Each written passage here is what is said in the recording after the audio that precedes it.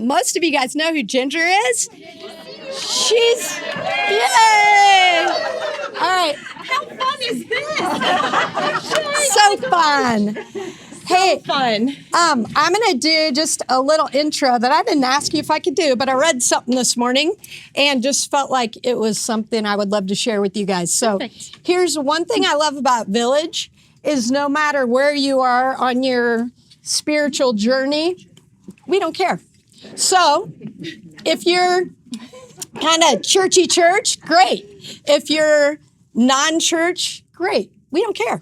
So we're just glad you're here. But something that I love about this group is that every time we walk away learning something, which is pretty awesome. So Richard Rohr is one of my absolute favorites.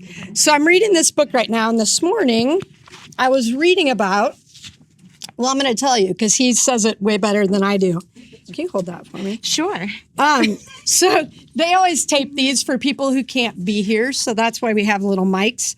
But it says, he's talking about reading the parables of Jesus, and he said, I looked at some of the images and parables of Jesus and realized so many of them are about seeing. He's talking about how we gotta know we're lost in some ways before we seek to be found, and how I just feel like every time Ginger brings something that for me is like this new learning of how I can be just a little bit better human. So he says we meet God at our present level of relational maturity, preoccupied, closed, stuck, or ready. Most spiritual work is readying the student. Both soil and soul have to be a bit unsettled and loosened up a bit. As long as we're too comfortable, too opinionated, too sure we have the whole truth, we're just rock and thorns. Anybody throwing us seed is just wasting time. And then he talked about how the teachable person is a real disciple. It's got to be somebody with ground who is willing to learn. He says, and he compares it to being a child. He talks about how that's why Jesus talks about childlike faith, because their kids are so curious. So it says, adopting a beginner's mind also requires we be willing to respond and change because we're aware of our own mixture of good and bad. Jesus uses a number of mixture images that illustrate this tension. They seem to say this world is a mixture of different things, and unless you learn how to see, you don't know how to separate. You get lost in the weeds and can't see the wheat. He says, but we're a mixture of weed and wheat, and we always will be. That's the mystery of holding weed and wheat together in our one field of life. It takes a lot more patience, compassion, forgiveness, and love than aiming for some illusory perfection that is usually blind to its own faults. The only true perfection available to us is the honest acceptance of our imperfection. So I loved that. And then he goes on to talk about hearing the good news and how if we're not receptive, it doesn't matter how good the news is. So I'm gonna say, I always just say a little prayer for Ginger, who many of you guys know is also a dear friend of mine. Not only does she come to Village, but I get to see her outside of Village as well. So just so grateful for the work she does. So God, we say, first of all, thank you for sweet Ginger and for her heart for us and for other people and for figuring out how to make this world a better place. God, we know that you want us to see like kids, and kids are curious and open. So will you open our minds and hearts today as we hear from Ginger? God, just be with us. Stir in each of our hearts something that you might want us to hear. God, Ginger talks a lot about just becoming better humans, and we know that part of that is just having soil that's ready to see and to hear. So help us be that type of person this morning. In Jesus' name, amen. Thank you. Yeah. Hey, Brooke, do we have the remote? We sure do. Awesome. Okay, it's so good to see you all. We took a summer break and we're back together. And if you're new here, welcome. You're gonna love this group of women in the room. Thank you all for showing up this morning, and we will be here the first Wednesday of every month through the school year. And we started this a couple years ago with me just asking, what's hard about being human? And you guys gave me a list, and it was awesome. And so I just kind of look at that list and think about, what are we going to talk about next? And so I've already thought through some of our fall classes, and I think it'll be a really good discussion. I'm going to do kind of a more discussion format this time because I want to hear from you, because you guys are so wise and you always make such great points. So I'm allowing more time for that this time. So today, I want to start off with a tool that you could immediately apply to your life that I think helps a lot with trying to get curious, compassionately curious about, why did I just do that? Why did I just say that?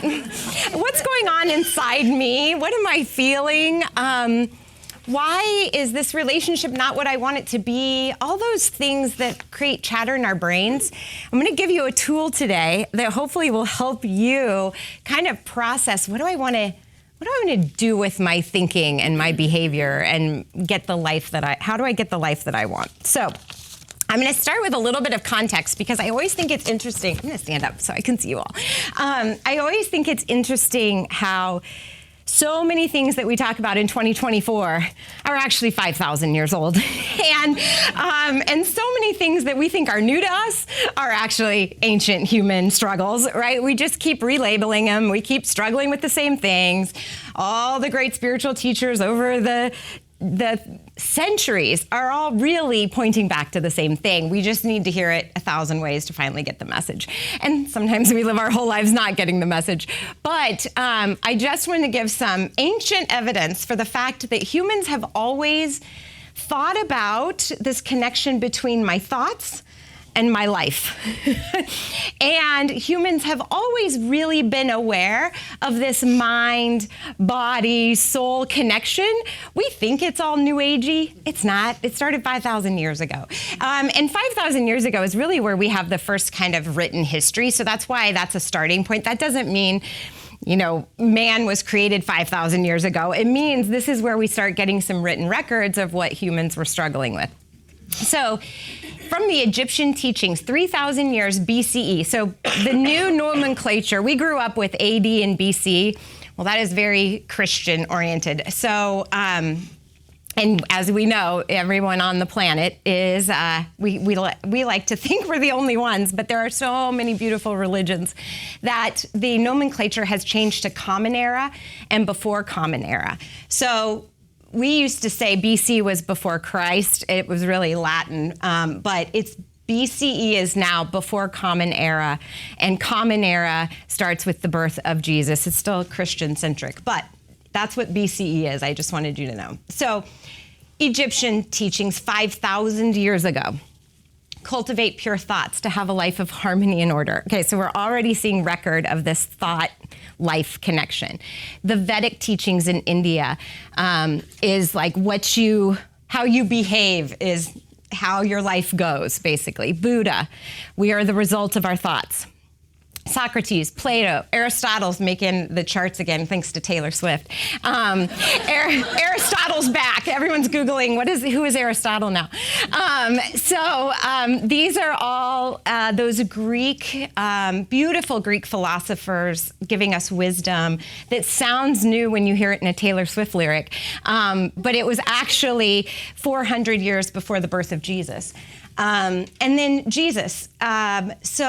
There are so many things that you can kind of interpret Jesus' teaching, like seek and you will find. That is really like, how are you orienting your mind? And then how does your life go? So we can read a lot of the teachings of Jesus, as Brooke was sharing from Richard Rohr, in this kind of thought behavior connection.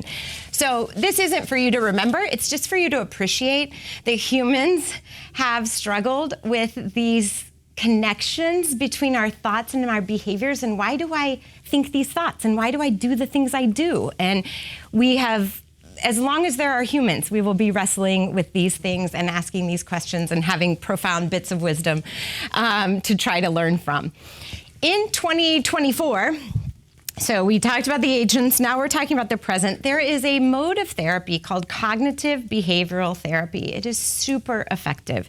The pioneers of this started with Freud and Carl Jung, and they really were the first ones kind of making these connections to thoughts create a feeling, then you behave a certain way when you have that feeling, and then that determines the outcome of your life. And so we can thank them for really turning this into a psychological modality. But I want to share a tool from CBT with you today. And so I want to give you a little background on where this tool comes from. So CBT is, you might hear it also, talk therapy, or it's really what you do with a coach or a therapist when you're talking about what's going on within you and then how that's affecting your outer world. That's CBT at its root. I do a lot of work with my clients on CBT. It was a huge tool for me to kind of learn. And this bottom bullet is super important. What I love about CBT is once you learn it, you're going to learn it today. And you can apply it by yourself. You don't need a professional to do CBT. You can learn how to do this, and then you can take yourself through this tool and kind of acknowledge, oh, I am thinking that thought, and that is making me act this way. And now, how do I want to act? Okay, we'll reverse into that. That's what you're going to learn how to do today. But you don't need a professional to do it for you. You can learn to do it. And so that's why it's a great tool of all of the psychoanalysis and psychotherapy tools we have. CBT is one you can have in your pocket at all times, and you can start teaching your children how to do this too. It's a beautiful awareness that 5,000 years ago humans were trying to figure out. So we've kind of packaged it for you today, so you can take it from here. Okay. I'm gonna allow enough time for you guys to talk. So I'm gonna take you through this tool, and then I asked for a flip chart today because I would love for us to experiment with it. So be thinking about maybe a behavior in yourself. I know we have lots of behaviors in other people we would like to analyze. But we're going to keep it to ourselves today, not all the other people in the world. So be thinking about a behavior within yourself that you might love to wrestle with a little bit today. And you might be willing to be generous and share that so that the group can benefit from watching you and I work through it together. But what you're going to leave here today with is what I have named the thought flow tool. I used to refer to it as the down up tool, and I was like, I probably need to get a little more sophisticated than that. So it's really a thought flow. So it is a tool to help you see how the thoughts I'm thinking affect how I feel. That affects how I behave in the world. That creates a life or outcomes. If I want a life or outcome in a certain thing or way, how do I need to behave? Then how do I need to feel? Then what do I need to be thinking about? All right, I'll give you some examples of this, and it'll get clear the more we work with it. Okay, if I think the thought, my husband is the most wonderful human on the planet. Nothing he does annoys me. I love him so much. If I think that thought, I feel full of love, and I'm so lucky that I found him, and we're such good partners. And then I behave kindly to him, and I am so happy to see him, and we enjoy each other's company, and I feel connected to him, and life is pretty good. If, on the other hand, I think the thought, when you chew ice, it drives me crazy. And there he is chewing ice again. Here we go again. I wanted to watch this show, but he's chewing ice. And if I start thinking that thought, then I'm getting irritated inside. And I'm getting more upset by the moment. And why did I marry this person who chews ice? Right? And then my behavior is what? What am I going to do? I'm going to lash out. I'm going to get really snarky and snappy. And then when he says, what do you want to watch? I'm probably going to be like, we always watch what you want to watch. What does it matter what I want to watch? He's like, I just asked you what you wanted to watch, right? But my thought has created this feeling inside of me that now I'm behaving really grossly. It's not how I want to treat him. But it started with my irritation about the ice. And so now I stomp out of the room mad, and he's like, what did I do? Like, right? Yes. Question. Yes. That, I've been married for 46 years, and my mother's name is Dorothy. And so when I start getting snarky, he just says, stop it, Dorothy, and he goes, You've got some friends in the room. It's true because she was always kind of nagging and everything. So it kind of stops me from continuing that. Totally. Okay. We might, if you're willing, we might work with that thought about Dorothy in a minute. If you're willing, yes. So, question. So you have all the beautiful thoughts. Yes. And then your husband chews ice. So how does that work? Yeah. Because that's still not something I don't imagine, regardless of how beautiful your Right. the relationship is, that you still don't appreciate. Right. So how does that work? Right. Well, you guys know the answer to this, right? If he's chewing ice, but I'm having loving thoughts about him, I can tolerate it probably, Okay. right? It's not undoing me. Okay. I have amped myself up with being so obsessed that he's chewing ice that I have created my own inner turmoil. And then he says something nice, like, what do you want to watch? And I'm a volcano in the family room. So this is exactly why this kind of work is important. Because if I am learning that, you know what, Ginger? You thinking about him chewing ice right now is not going to end well. If I can get in front of that, which is what you're going to be able to do today, then I can address the thought of, Ginger, look at all the good in your life with him. Really? Are you really going to snap at him over your irritation with ice? And maybe it's your nervous system that's the problem. Maybe you need to do some deep breathing and regulate your own nervous system right now, right?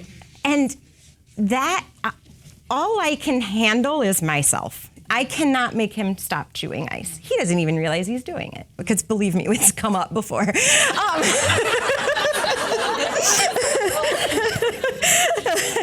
St. Rob doesn't do a lot wrong, but chewing ice. That he's like, oh, sorry, I'm doing it again, right? It's one way he regulates his own nervous system. So instead of being mad at him for existing, I have to do my own inner work to be able to sit in a room with him and love him. And if I'm thinking loving thoughts mostly about him, it'll be much easier to do that. Such a good question. Or to address it lovingly. Exactly. Okay. Exactly. And save the rage for the bigger battle. Exactly. Save the volcano. Yeah, exactly. Okay, let me give you another one. You guys are so smart. You catch on quick. Okay, let me move this right here so I'm not blocking you guys. Okay, let's say, so I wrote a book last year, and that was a big goal of mine, but my thoughts really messed with me as I was doing this project. Okay, so I noticed my thought was often, I'm a bad writer. Okay, that was often, I'm gonna get a better marker. That was often the thought track in my head. I don't know what I'm doing. I've never taken a writing class. There's a gazillion books out there. They don't need mine. Why the heck am I trying to write? Who said you could be a writer, Ginger? So all of that sums up to I'm a bad writer, but there was a lot of thoughts there. Okay, when I tell myself I'm a bad writer, I feel very defeated, hopeless, unworthy. The list goes on and on, right? Whoops, I'm gonna trip over furniture. When I feel that way, my behavior is I don't write. And when I don't write, the outcome is no book, right? And a lot of self-flagellation and loathing and disappointment, and you have an idea and then you never do it, and all that stuff that goes along with no book. So this cascades into a lot of yucky outcomes. Okay, so that's me going kind of through this flow down. Now, if I take the flow back up, I've got to look at the outcome I want. Okay, I'm trying to write a book. I want to write a book. I want there to be a book out in the world. This is important to me. This feels like a calling. It feels like something I'm supposed to do. I feel it in my bones and my soul. I really want to do this. Okay, Ginger, if you really want to do this, what do your behaviors have to be? I got to write, right? There will not be a book if I'm not writing. Okay, so to write, I have to feel some hope. I have to feel inspired. I have to feel like I'm helpful out in the world. To feel that way, what am I going to have to be thinking? I'm going to have to think, I can write. And if that doesn't sound true, I can learn to write. Right? I can practice. There's a lot of things I can do to get new thoughts in my head that feel true as this, because I was kind of making this up. I'm not a horrible writer, not the best writer, but I can hang, right? Like this was a lie in the first place. Yeah, see how we do this to ourselves? So this is, we are all doing a lot of negative thinking. And we're gonna spend some time on that as we go through this semester. But what I want you to realize today is my negative thinking, especially about myself, leads to this really toxic feeling inside. Then I behave in ways I don't want to behave. And then I wonder, why doesn't anything go my way? Why can't I write a book? Everybody else is writing a book. Right? I'm the only one stopping myself. I'm the only one stopping myself. Nobody said, don't write a book, Ginger. In fact, lots of people were saying, write a book. But my negative chatter was canceling out all the love I was receiving, right? So this is as simple as it gets with CBT. This is it. You don't need a professional. I mean, I love professionals and I am one, but but you can also DIY this. My goal is that nobody needs anybody. You're out there thriving and living your best life. So this is a tool you can take today and begin to work with it. Or if you have a professional in your life, you can say, I know I'm doing this. Help me figure out how to stop doing this. And that's where a professional can help you. But the awareness you can bring totally into your own world. Okay, who wants to try one? Okay. Okay. Waking up every morning going, why can't you lose that weight and keep that damn weight off? Every single morning. Oh, I get it. Okay. Okay, how do we want to start? Let's see. What's a single thought you think every morning that's negative? Give me a thought. Why can't you lose the weight? No control. Nope. You have no control. No control. Yeah. No. Or you. I doubt it because it hasn't worked before. That's a good one. Nothing has ever worked. Okay. These are so good. See why when one person shares, we all relate? This is why, don't be afraid to share. I guarantee most of the room has the same thought you have. Okay. It could be as simple as, I look awful. Yep, I look awful. Those are both good. We could probably fill the flip chart. So I'm gonna stop there. Okay, so when I think nothing has ever worked, I look awful. How do you feel? Horrible. Horrible. Give me a little more. Tell me about horrible. Like angry, sad, disappointed. Yeah. Good. So I'm gonna tangent right here, most of us are not good at even naming our feelings. So if you take nothing away today, but how am I feeling right now? That's a big, big piece of this. So you did a good job. Sad, disappointed, angry. Just get used to kind of naming what you're feeling, and that will help you kind of tune into the inner work to be done. Frustrated. And these aren't bad emotions. I believe every emotion is a good thing. It's a messenger to me. So I used to hate anxiety. I used to hate sadness. I used to fight those. Now I'm like, okay, thanks for reminding me I need to slow down a little bit. Or thanks for reminding me I need to be gentle with myself because I am really sad today.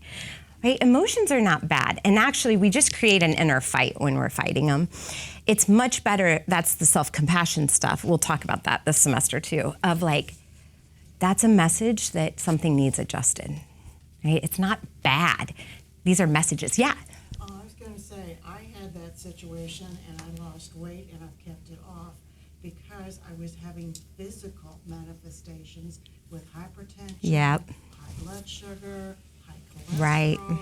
and I went, oh, this is not good. Right. Exactly. Well, and that kind of some of the outcomes, right? The health outcomes got your attention. So when I feel these things I don't want to feel, then what are my behaviors? Well, even what we just said, I know those things. I'm fully aware of all of those things. My doctor has told me all those things, but it doesn't make any impact on me. It's like, why try again? Yep. Nothing's ever worked. So I think this one is a really good rooted belief and story I'm telling myself too. It's a very, and we all do this. So when I believe nothing is ever going to work, then I don't even try. Right? So I eat the whole pizza and I lay on the couch and I just give up and I hate every skinny person on TV I see. Yeah. How does she do it? I don't think she lays on the couch and watches TV. I don't think that's how she does it. But believe me, I've been there. So, yes, exactly. So then this is kind of that lethargic, defeated, why even try? Okay, then my outcome is nothing does work. There's no change, right? Okay, so what do you want? Changes. Okay, Patty, what do you want? I want to fully embrace the lifestyle that keeps me healthy. Yeah. Okay, you want to feel healthy. Let's just go with that. Sometimes it's so good that we're doing this today because sometimes you have to keep simplifying to use the tool. So I want to feel healthy. That's a great outcome. All right, how do I have to behave to feel healthy? What makes you feel healthy, Patty? And make it individual to you. When I watch my food and when I walk. Walking. Okay, let's go with walking. Because walking is a great behavior that makes you feel healthy. Okay, how do you have to feel to put on your walking shoes and get outside and go walk? Hopeful. Hopeful. Okay, and what thought is the opposite of nothing has ever worked that makes you feel hopeful? What thought? Say it again because my mind went someplace else. That's okay. It's fine. We have busy minds in this room. This group has awesome busy minds. If you want to feel hopeful to go take a walk, what has to be the thought in your brain to get you to put on your shoes and go outside? I think that's where I get stuck. I don't know. Yeah. Okay. So walking works. That's one. Walking works for me. That would be a very true statement because you just said it. And it's a thought that's opposite of nothing works. So walking works for me. I love walking. I love to walk. The other thing is it's good for my soul or mental health. Maybe it's not about body, right? Yeah, it makes me feel good. Good endorphins. Yes, endorphins. Yes, exactly. So, Remembering how we felt the last time we walked. yes. Yeah. Isn't that amazing how we forget? Yes. Yeah. Like, I do that with the gym all the time. Like, once I'm there, I'm like, oh, I'm so glad I'm here. But I forget that I'm going to like it. Well, remember the bad stuff. I mean, like, every morning I forget. Yes. So, yes. Okay. So, see how we, like, did the assessment, and then we go back up with what we want. So then here's the secret to everything. It's just, I have to think these thoughts instead of these thoughts. And you have to catch yourself. Like, oh, there's the nothing's ever worked. Wait a minute, I do love walking. I'm gonna put on my shoes and just go walk. Or, walking does work for me. I know it does. So we keep ourselves so stuck and blocked in these old stories. And we have volumes of stories in our heads that we have thought so many times that it feels true. It feels like you could argue with me. I've tried this, and this, and nothing has ever worked, and that is a fact, right? But that is just a story and a repeated belief, a repeated thought that turned into a belief. It's actually not true. Yes. I was going to say, I started walking again when I got a dog. Okay. Because Get a dog. he has to take a walk every day. Perfect. That's great. So no matter what the weather is, I can't do the excuse, oh, it's raining, it's snowing, it's cold, it's hot, because I've got this dog. You set yourself up for success. Perfect. Get a walking park. Yeah. Yeah. Yes. MJ. Yes. All right, not to complicate things, but we started out very positive Yep. in your story. Yep. And then we went to negative and then started back up to positive. Mm-hmm. So it seems like now we're starting negative. Let's see. So in my story, like the writing story? The chewing ice. Oh yeah. I just did that as an example. Okay. So here, let me do chewing ice with the tool. I'll do it with the tool. So, my husband, I love you, Rob, if you ever watch this video.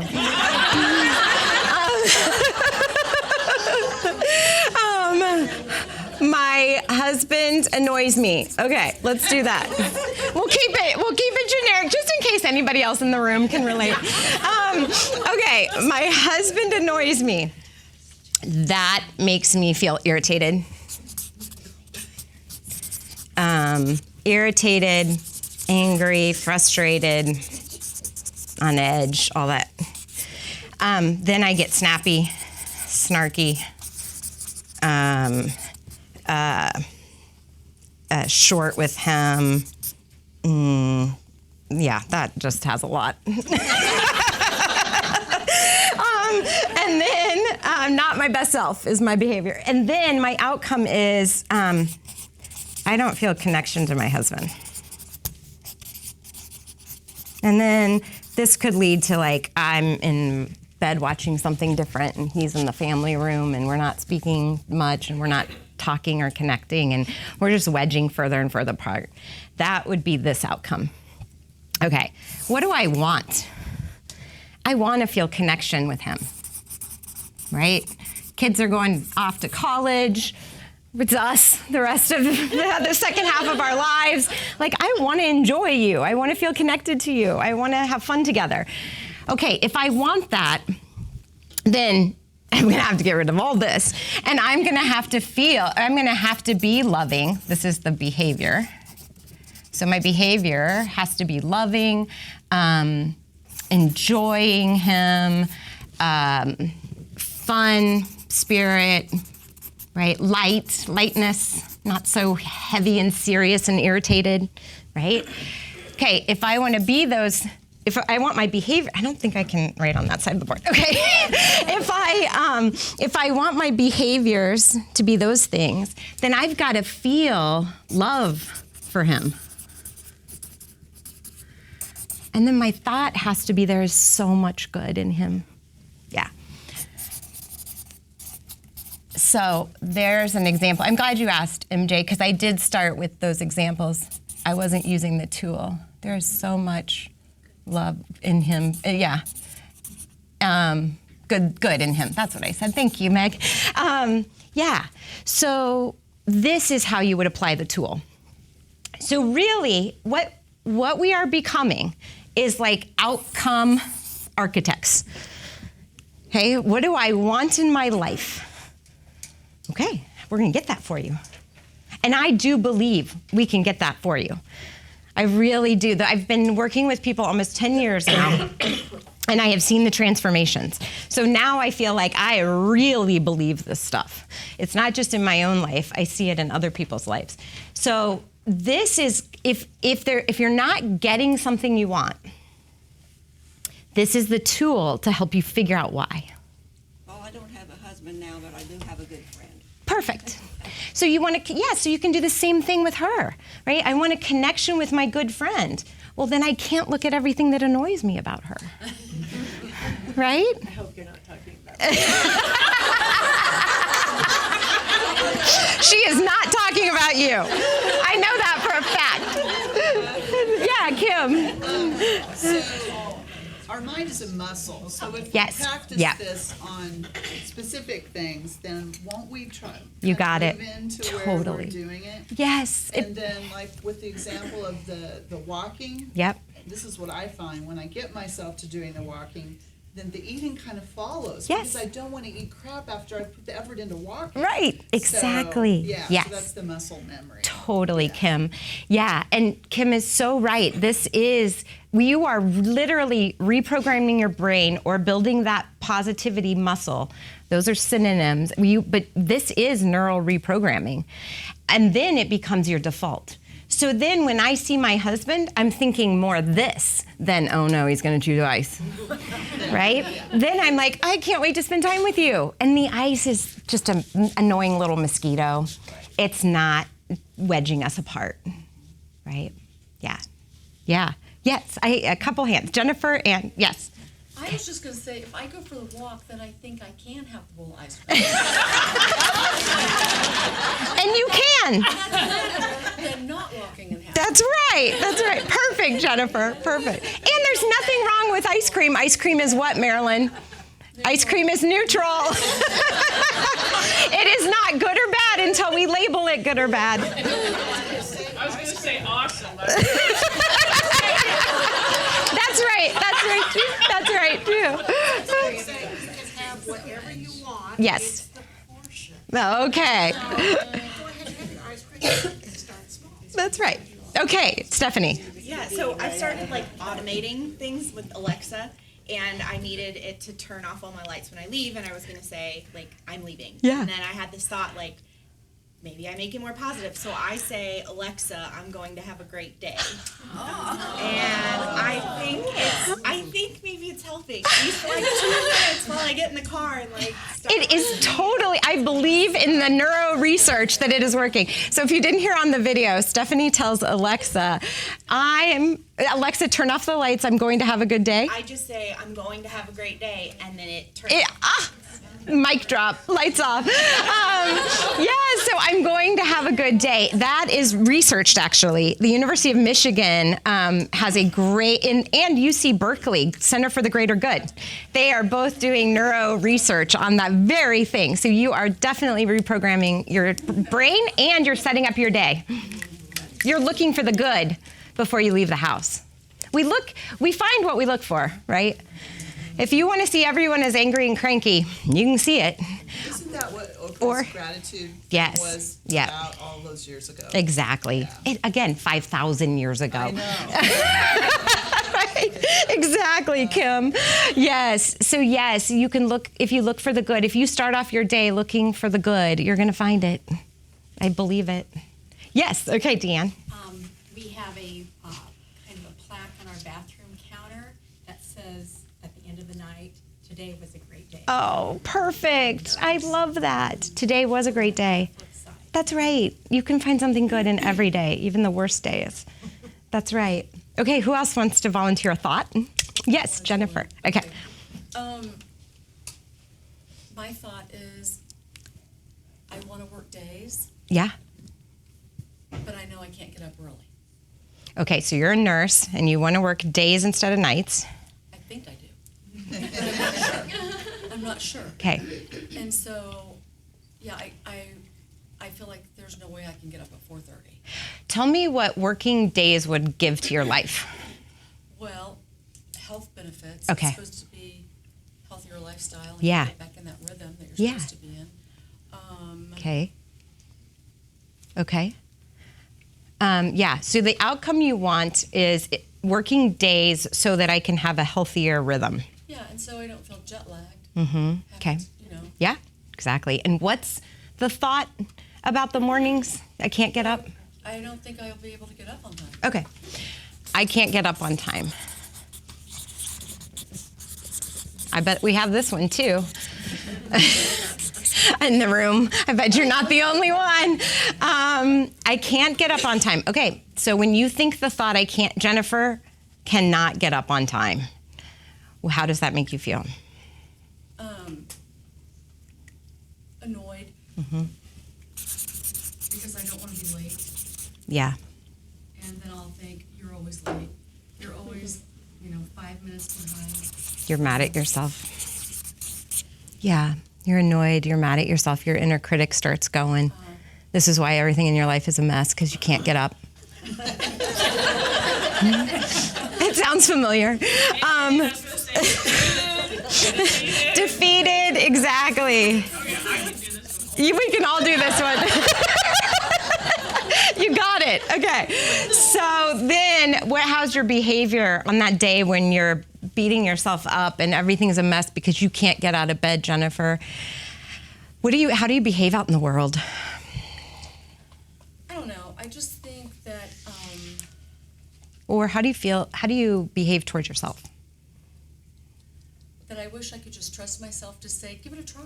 Yeah. So you don't trust yourself. Exactly. Right. Because what if I don't trust myself. But I'll say it. Right. Exactly. And so. That's right. So I shouldn't be thinking that this is a one-shot thing.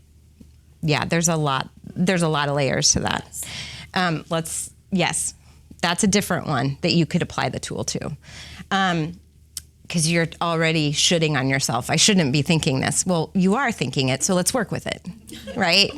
Instead of being mad at yourself for thinking it, because that keeps us in this loop. I'm just always mad at myself. Okay, so if I don't trust myself, That what I is? can do that work on days. Okay. Because for days. Then you're never working days. I will never work days, and I will never have rhythm or balance. Right? That's how it feels. I mean, that's the outcome. Right? You're not working days right now, right? Right. Because of this. Right. Okay, yeah. Okay. So if we want rhythm and balance, I don't think I'm spelling wrong, but just go with me. Rhythm, balance, and working days. Okay. Then there's something required before you can ask for the change. You have to trust yourself, right? I do go in and say, I'm coming to days.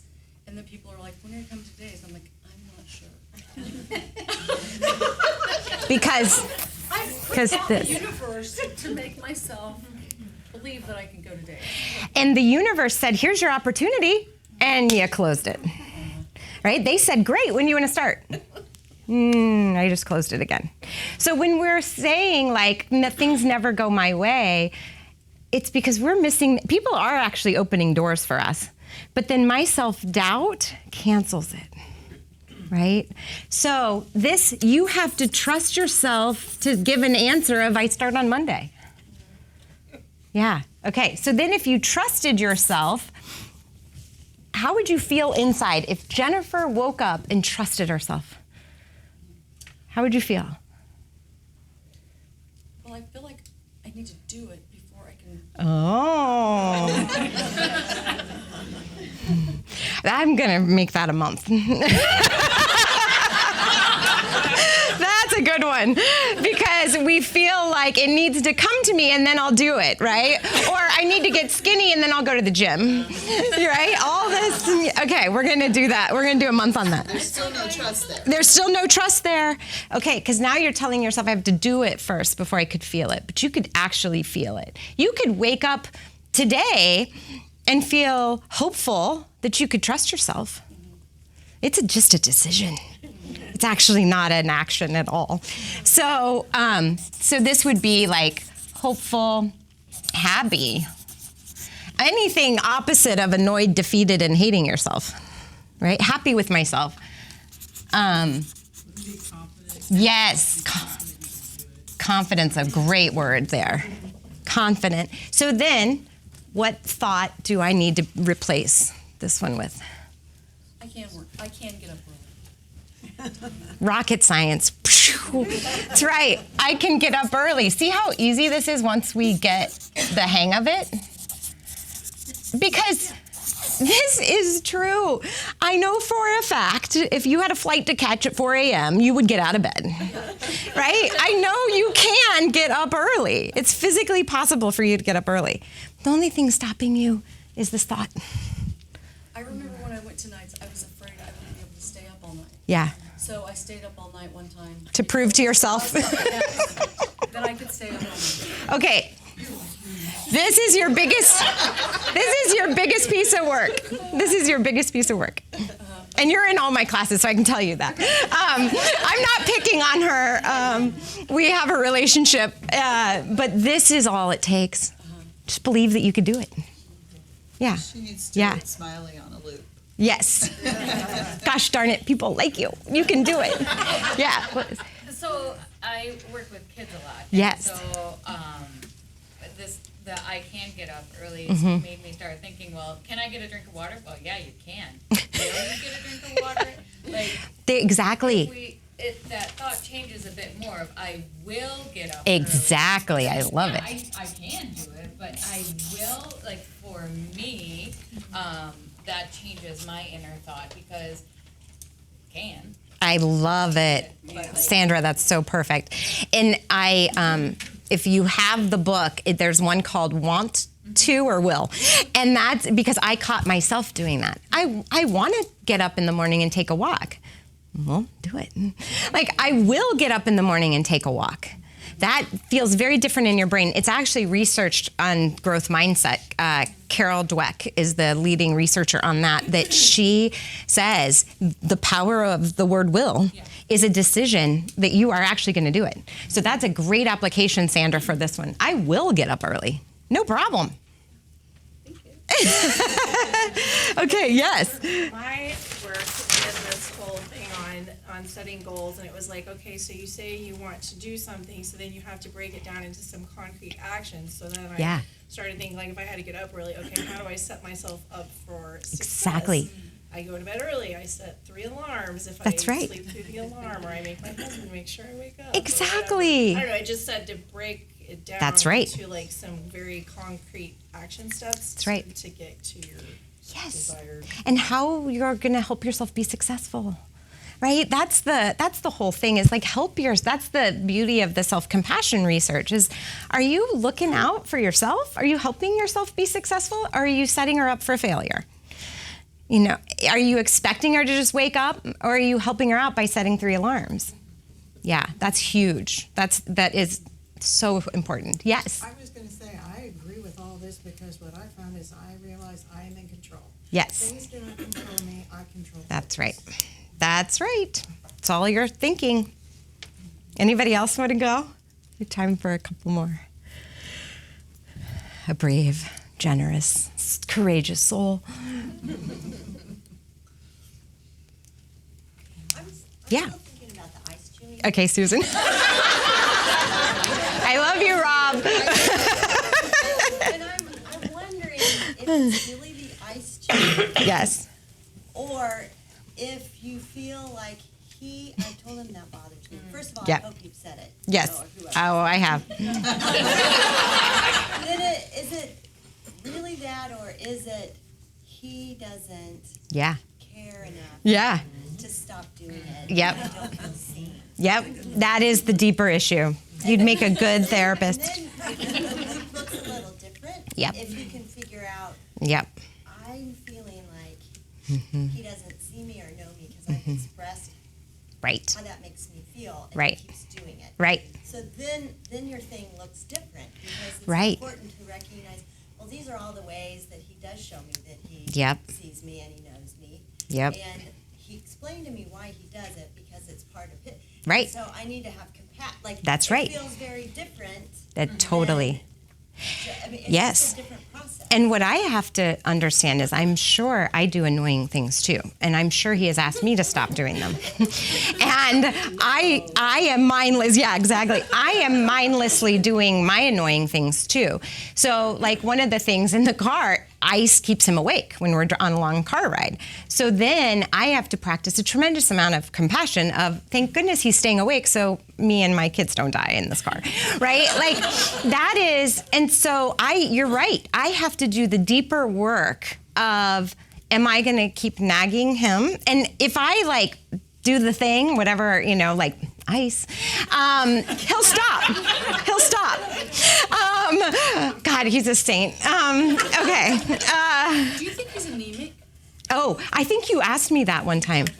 I'm just wondering. Or somebody else did mention that, because it's an example I use often. Are anemic typically? Yeah, it could be very likely. Yeah, it's I think it's his thinking.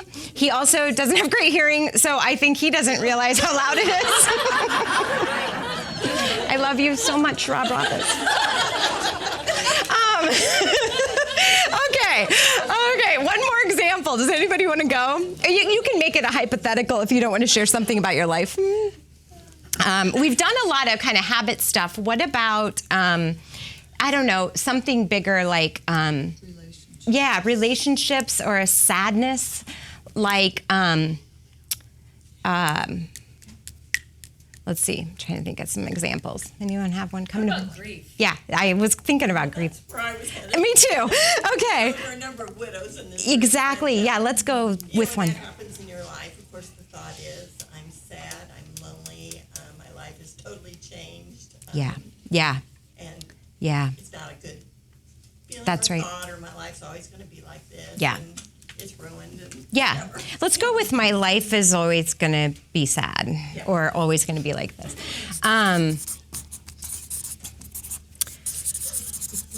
Yeah, like this happened to me. I lost this person, and now I'm always going to be sad.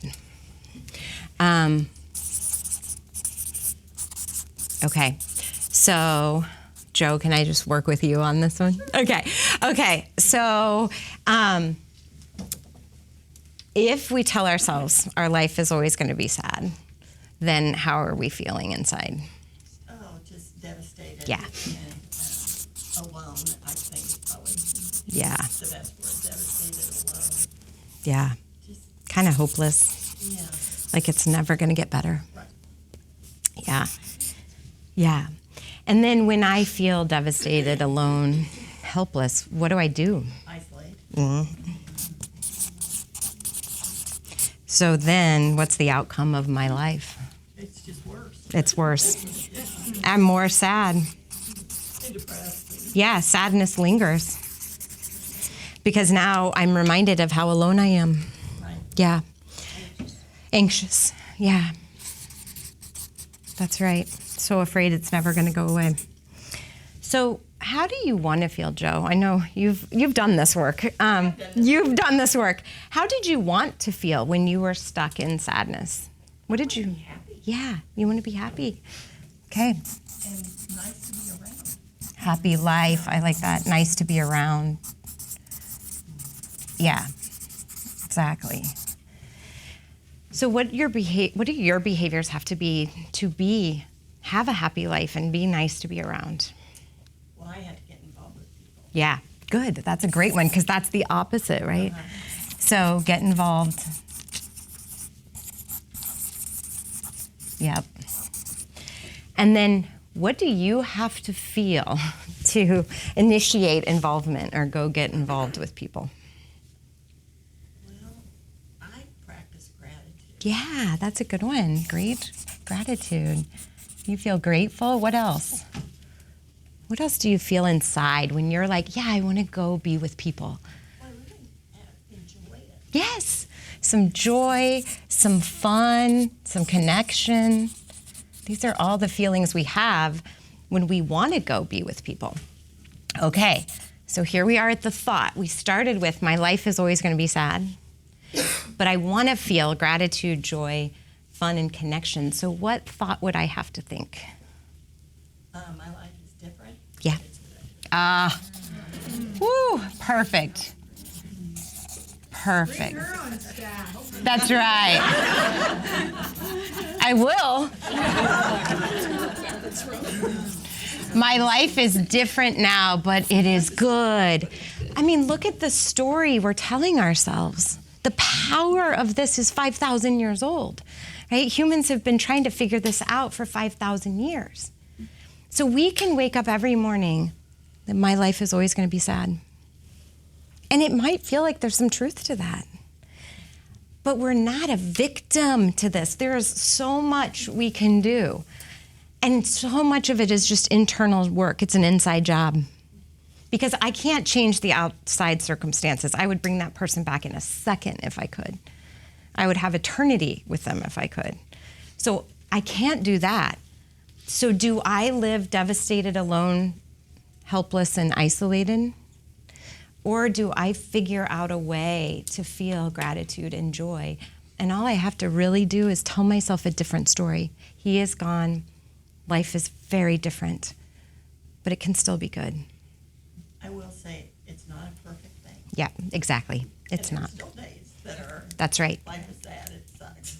And it's okay for life to be sad because you loved this person, right? What we just don't want to go down this path forever. So it doesn't mean we don't feel sadness. Remember, sadness means I loved a lot. Sadness means I really had a great time with that person. It's not a bad thing, but what is bad is what I let that sadness do to me and then spiral down, and now I'm not living. And that's within our control. Yeah. And that's the reason why this work is so important. You are so right. It is not a silver bullet. I can't just Pollyanna this. Life is still super, super hard. But what I can do is wrestle with my brain a little bit and say, you know what? I am feeling extra sad today, but I also want to feel gratitude and joy. So I'm going to accept that it's different, but I can still find some good.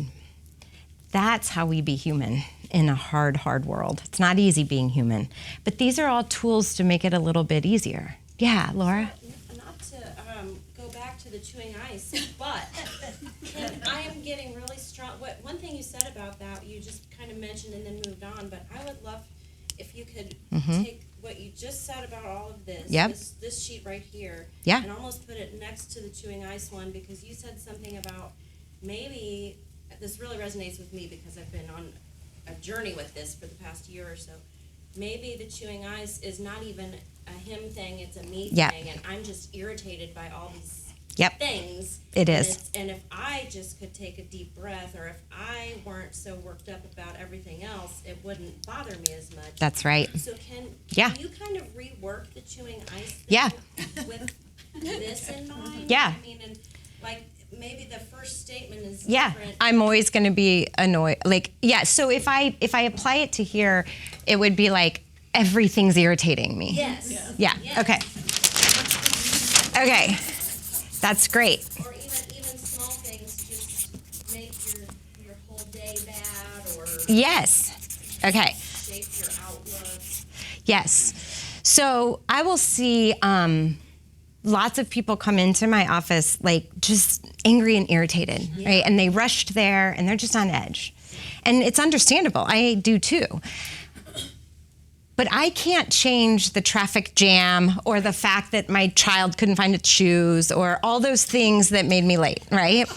So what I can change is how I work with my own irritation. Is that what you're asking? Yes. Exactly. Okay, perfect. So everything is irritating to me.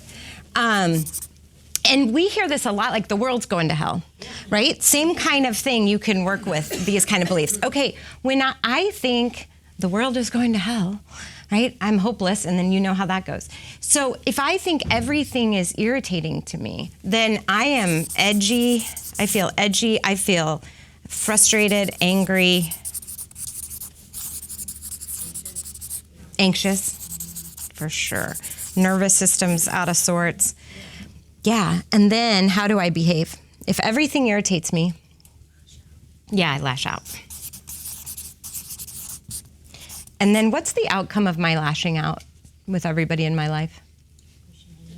Yeah, disconnected. I'm going to end up alone because my kids don't want to hang out with me anymore. And all your interactions are negative. Exactly. And you come out of them feeling worse than you were entering. And then I loop right back to here, right?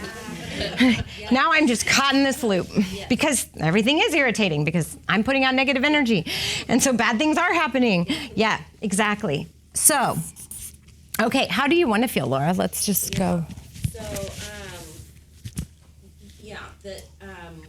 I know it's hard to see for you.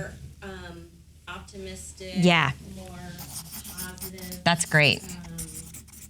Having positive interactions with strangers, people I know. Yeah. Society. Exactly.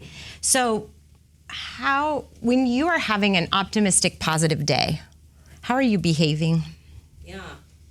Friendly. Funny, making jokes, smiling at people. Exactly. Excited about possibilities. When you are on a day when you are friendly, making jokes, smiling at everybody, what are you feeling on the inside? Warmth, comfort, peace.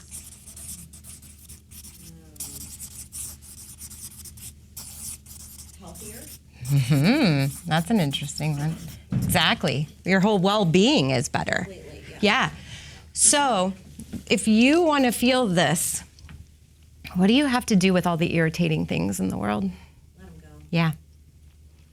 So what would you tell yourself when an irritation comes up? How would you let it go? What would be the thought to let that go? This doesn't matter. Yeah. This isn't important. Yeah. This isn't important is a great one because the ice treeing isn't important. It really isn't. Right? Am I going to judge an entire awesome human by a weird crunch? Right? Like, that's, yeah. But I'm not going to throw away a marriage over it. Right? Ginger, what is it you say, the mosquito versus The monster. Right. Yes. It's a mosquito, not a monster. Exactly. So when we're living like this, everything is a monster out to get me. Ugh, the lady at CVS was so rude. Ugh, this was, right? Everything is a monster. Really, it's a mosquito. The lady at CVS was a little mosquito. It stung a little, but I can handle mosquitoes. Yeah, that is exactly what we do. This is all pointing back to this kind of cognitive behavioral therapy that you can do with yourself. And I mean, these kinds of days are always when I trip and fall, bad things happen, all the things go wrong. Mm-hmm. And then all of a sudden I'll be like, everyone was so nice today. Well, that was because I was nice today, right? And so, we create our world. We totally create our world. I believe it more and more as I do this work. Yes, Leah. It goes back to Kim's muscle memory. Yep, exactly. Whether it's you hearing those positive comments from someone or that voice That's in right. your head and retraining your brain and your thoughts. Totally. It's hard to do, but And this does become your default, to Leo's point. This does become all of a sudden you're waking up like, I can do anything. Life is good. People are so kind, right? I'm going to have a great day, as Stephanie said. You're literally neuroprogramming. Yeah, Anna? So every time we've gone through this cycle, I feel like there's a part that's missing if I were to do it. Okay. What does it? I need to know what tools do I need to get there. Okay. And so, for instance, for this situation, I think, okay, maybe you need a nap. Mm-hmm. Maybe you need to go separate yourself for 5 minutes. Mm-hmm. I would need to come up with steps that I would need to take. Or with Yep. the habit, with the walking, Preparing is really good for me. Yep. So I listen to a really good audiobook, and I only can listen to that audiobook when I walk. Yep. And then I look really forward to it. Exactly. Perfect. And so, but I would need to come up with like Yep. another air, at least for my version. Yep. I would need Yeah. another little air, like how do I get there? Yeah, And then do I it. would come up with ideas to actually implement it. Do it. I love it. That's exactly the same point. Like, set yourself up for success now. So this is a thought awareness tool. But then there's a million habit building tools, get up early in the morning tools, right? All that stuff that's available to you, that is your next step.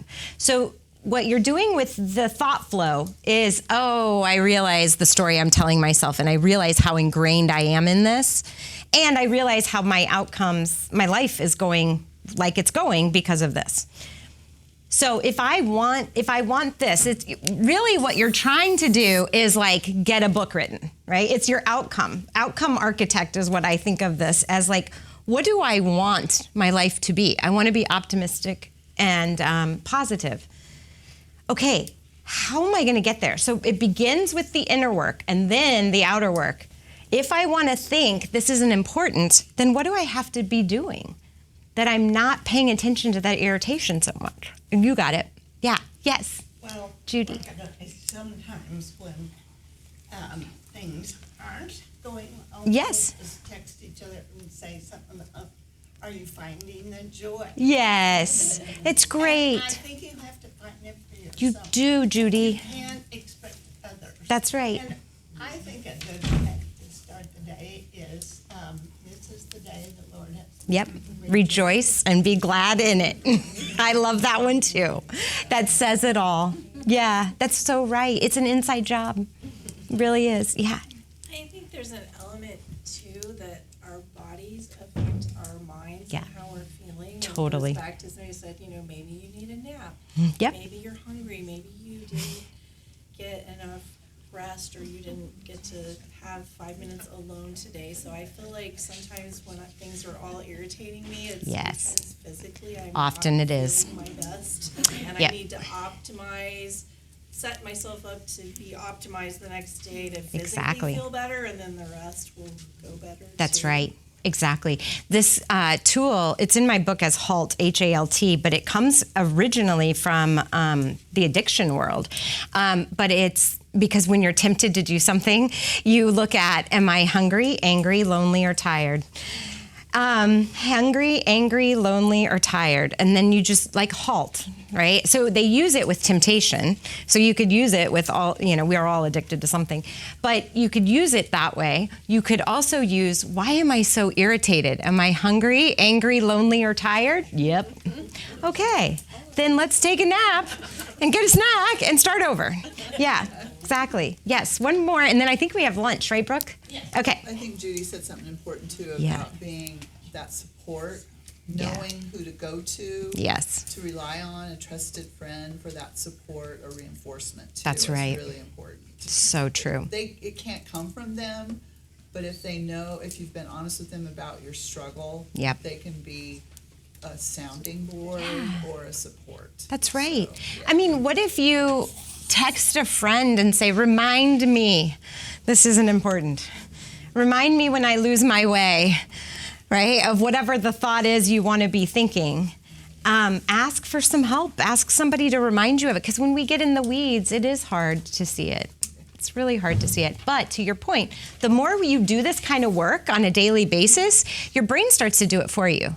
Your brain starts to say, oh, let's change that thought. Yeah. Beautiful work, guys. Thanks for today. So good.